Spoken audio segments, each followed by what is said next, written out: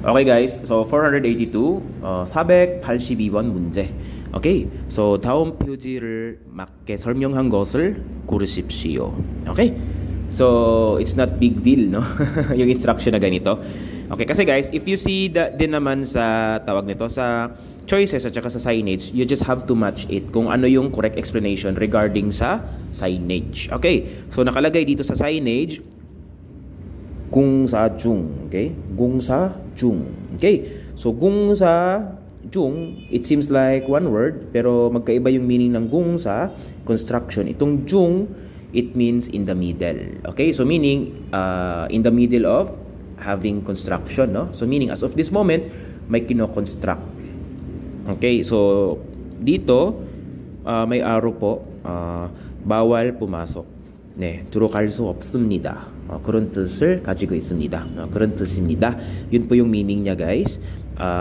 Bawal pumasok doon, so therefore liliko ka. Okay. So 우회하세요. Okay, please detour. No, so lumiko.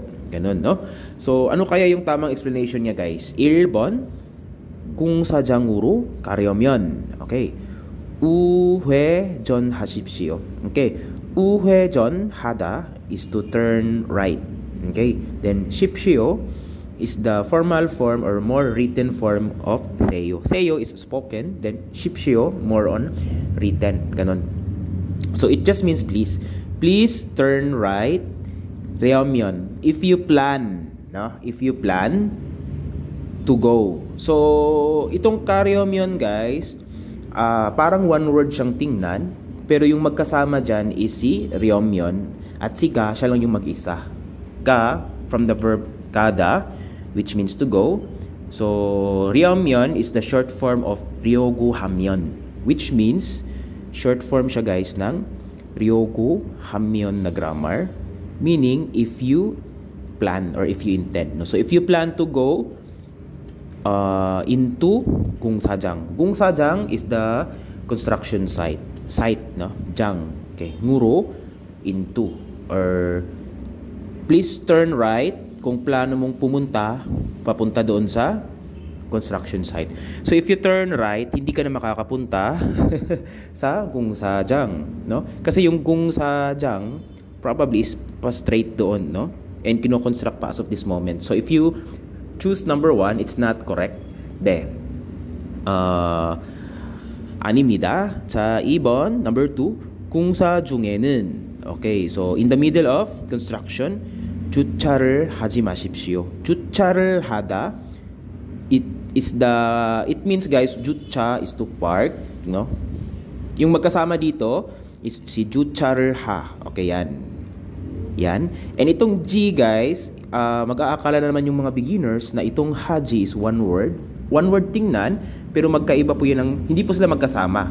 Magkasama sila dyan sa spacing, but in the, sa meaning, hindi sila magkasama. Kasi itong 주차를 하다, yan, to do, yes, to do park or to park. And G, 마십시오 yung magkasama, guys, which means please don't. No, please don't park sa when it is constructing. So bawal daw mag-park kapag nagko-construct.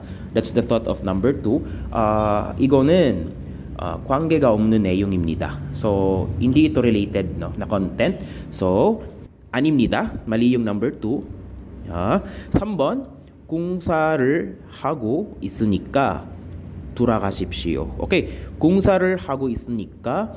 So tulad nito, guys, the word 공사를, to construction, then hada, itong hago, si hada lang yung may meaning dito, which means to do, doing construction, to do construction, to construct, 공사를 하. Then itong ko 있으니까, isi ko, yung kasama niya dito is si it. Ayan.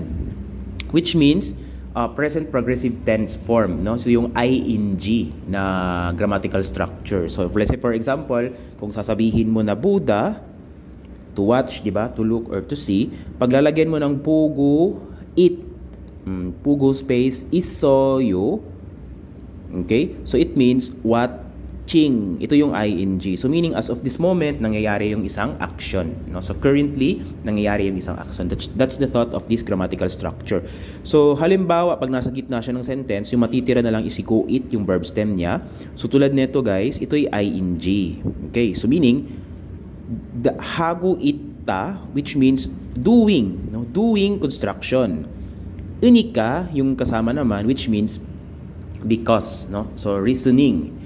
So, 이유가 나타날 때 사용할 수 있는 말입니다. So, you can use this one kapag merong reason, kapag nagre-reason out ka. Okay? So, dito reason siya. Okay? So, because yung meaning niya, or because they are doing construction, 돌아가십시오. 돌아가다 is to go back. Yun po yung thought, no? So, please go back since nagko-construct sila. Or may ginagawang construction. Ganun. So, ito guys, turn right or detour, no? Papabalikin. That's the thought. So, therefore, number 3 can be the correct answer. So, number 3, 정답은 3번입니다. Number 3 yung tamang sagot, guys. Okay, so number 4, 공사장에서는, so, okay, e서 in the construction site, 안전모를, okay, 안전모 is safety helmet, 착용하십시오. 착용하다 is to wear, okay, then 십시오, please. So please wear safety helmet in the construction site. 그런 뜻입니다. Okay, yun po yung meaning niya. So 다시 한번 정답 3번입니다. Number 3 yung tamang sagot. Okay, so 483번 문제. So same yung instruction niya sa 482. Okay, so 출입 금지. Okay, so 출입 금지, which means prohibition of or bawal pumasok, guys, no? 공사 관계자. Okay, 공사 construction, 관계자. 관계 kasi guys means related, relation. Then yung ja dyan, it can mean person, no? So person na related sa construction, meaning yung may kumbaga person concerned, no? So, yung meaning, isa sa mga nagtatrabaho sa construction, ganun. Iwe, or other than that.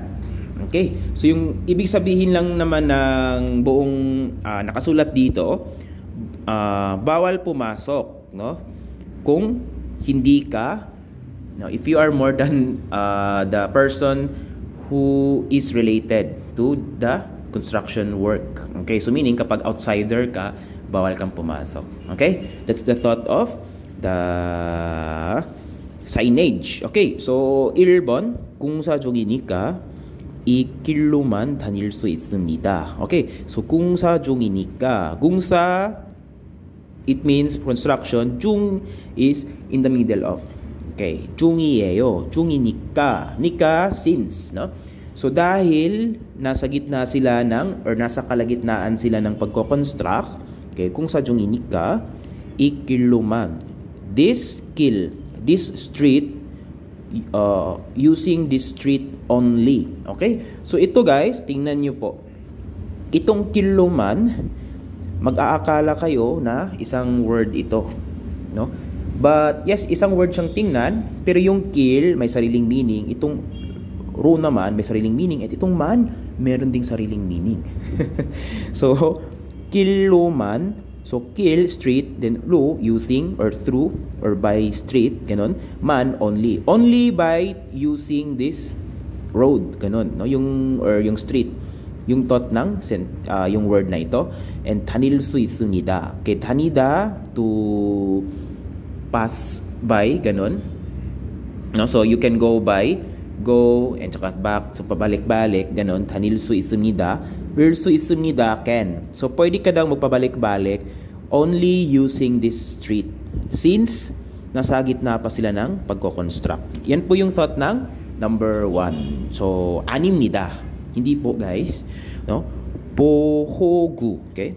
보호구를 착용하지 않으면, okay, tulad nito guys, 보호구를 착용하지 않으면 들어갈 수 없습니다. Okay? So 보호구 is yung protective gears, no?